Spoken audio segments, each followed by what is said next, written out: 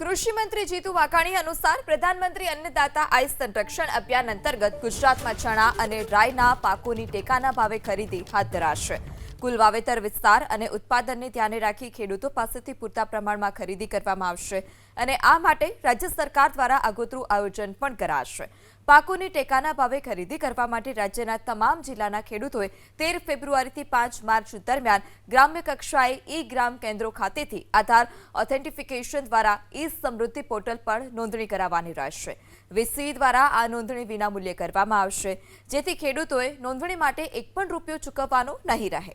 સરકાર દ્વારા વર્ષ 2026-27 માટે રવિ પાકોનું વાવેતર થાય તે અગાઉ જ ટેકાના ભાવ જાહેર કરવામાં આવ્યા હતા, જે અનુસાર ચણા માટે 5,875 પ્રતિ ક્વિન્ટલ અને રાઈ માટે 6,200 પ્રતિ ક્વિન્ટલ ભાવ જાહેર કરવામાં આવ્યા છે। કુલ વાવેતર વિસ્તાર અને ઉત્પાદનને ધ્યાને રાખી ખેડૂતો પાસેથી પૂરતા પ્રમાણમાં ખરીદી કરવામાં આવશે અને આ માટે રાજ્ય સરકાર દ્વારા આગોતરું આયોજન પણ કરાશે।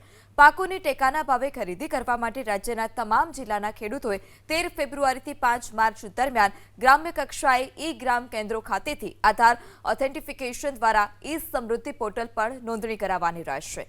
વીસી દ્વારા આ નોંધણી વિનામૂલ્યે કરવામાં આવશે, જેથી ખેડૂતોએ નોંધણી માટે એક પણ રૂપિયો ચૂકવવાનો નહીં રહે। સરકાર દ્વારા વર્ષ 2026-27 માટે રવિ પાકોનું વાવેતર થાય તે અગાઉ જ ટેકાના ભાવ જાહેર કરવામાં આવ્યા હતા, જે અનુસાર ચણા માટે 5,875 પ્રતિ ક્વિન્ટલ અને રાઈ માટે 6,200 પ્રતિ ક્વિન્ટલ ભાવ જાહેર કરવામાં આવ્યા છે।